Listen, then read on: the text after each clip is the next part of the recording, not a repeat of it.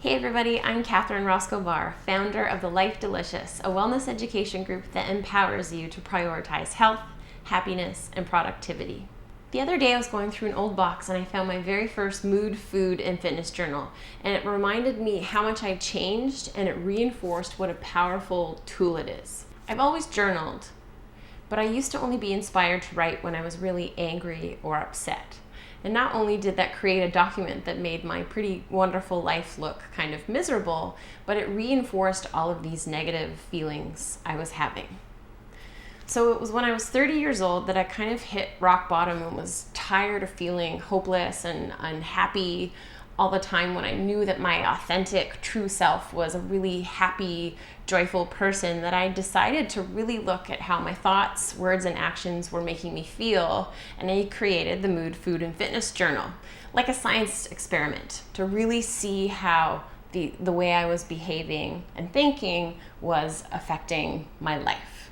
I can't remember exactly what inspired me to start it, but I'm so glad I did, because it really helped change my life. And I didn't understand exactly why it worked so well until I met Dr. Rick Hansen, a neuropsychologist. I watched his TED Talk, I read his books, I'll put all of the links below, and I went to a workshop with him at Hollyhock. He told us about self-directed neuroplasticity. Now, all neuroplasticity means is that our brains are plastic. They can change, and they do change throughout our entire life. Every thought, every word, every action changes our brain, whether we're aware of it or not. So experience-dependent neuroplasticity is just our brain reinforcing our daily habits, whether they're healthy or not. Self-directed neuroplasticity is the conscious sculpting of our brain. It's us being in complete control of how we want our lives to be and reinforcing positive habits so that they are physically hardwired into our brains. So keep neuroplasticity in mind as I share these 5 tips for a powerful journaling practice with you. Number 1, mood, and specifically gratitude. Our brains have a negativity bias, which is actually a good thing. It helps us be alert to danger, but it also makes us alert to our inner gremlins and our outer critics. I like to think of them as antennae. We have these negativity antennae, but we can also grow our positivity antenna so that we're also open to all of the good in the world.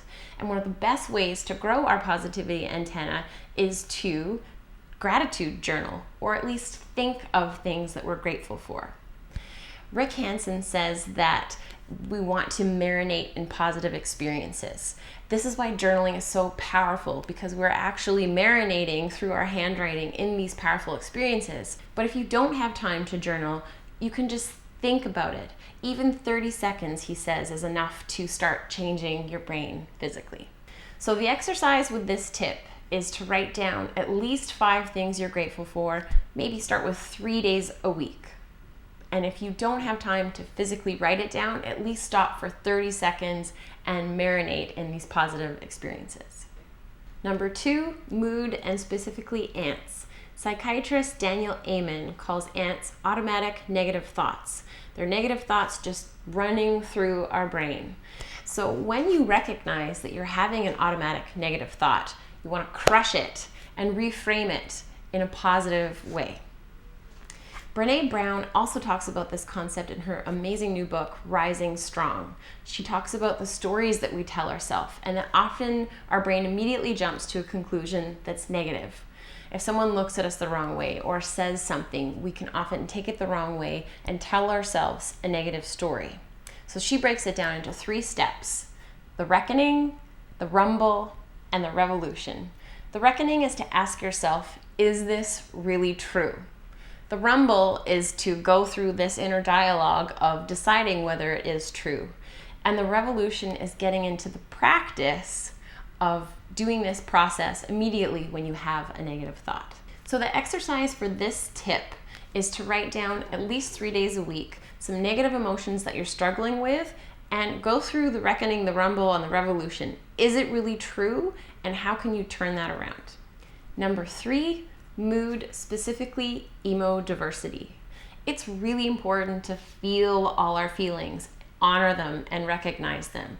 Being happy is the goal, but being happy all the time is not the goal. Vancouver-based mind, body, spirit physician Dr. Divi Chandna, says that emotions are energy in motion, and that energy needs to move through our bodies. If we don't recognize and try to bury negative emotions, they can have physical consequences in our body.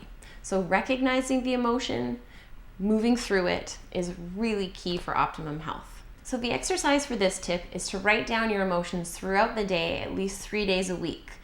Honor them, recognize them, and try and move through the negative ones back towards the positive ones so that is your baseline. Number 4 is food. Often we don't recognize the way our food really makes us feel. I know I used to be really guilty of that. I had terrible snacking and eating habits, and I would feel bloated, lethargic, and really disappointed in myself a lot of the time, but I was not making that connection between what I was eating and how I was feeling. So the exercise for this tip is to write down at least a few days a week what you eat and how it makes you feel 30, 60, 90 minutes, and 2 hours after you eat. I know that sounds like a lot, but you don't have to do it forever. If you can just commit to doing it a few times a week for even a month, it will make a huge difference in the way you eat. Number 5 is fitness. If you're having a hard time working out regularly or just being physically active regularly, this is a great one to help you hardwire this habit. So what I want you to do, this is the exercise, at least 3 days a week, write down how you feel after you move your body, whether it's a strength training workout or you just got up to move and stretch after sitting at your desk, or you're doing the dishes or laundry, or it's going for a walk with a friend. Really marinate in the positive experience of moving your body, and that feeling will become hardwired into your brain. So the next time you think you're too busy to exercise, it'll pop into your mind that it's going to make you feel good, and it'll be so much easier to do it. So to recap, here are my 5 tips for a powerful journaling practice. Number 1, mood, specifically gratitude. Number 2, ants, crush them, and beware of the stories you tell yourself. Number 3, mood, specifically emo diversity. Remember that emotions are energy in motion, and you want to move through the spectrum, landing on the positive end. Number 4, food. And number 5, fitness. Thanks for watching this video. If you liked it, please share with your friends. And for more information on my urban retreats, private coaching, and corporate workshops, visit thelifedelicious.ca.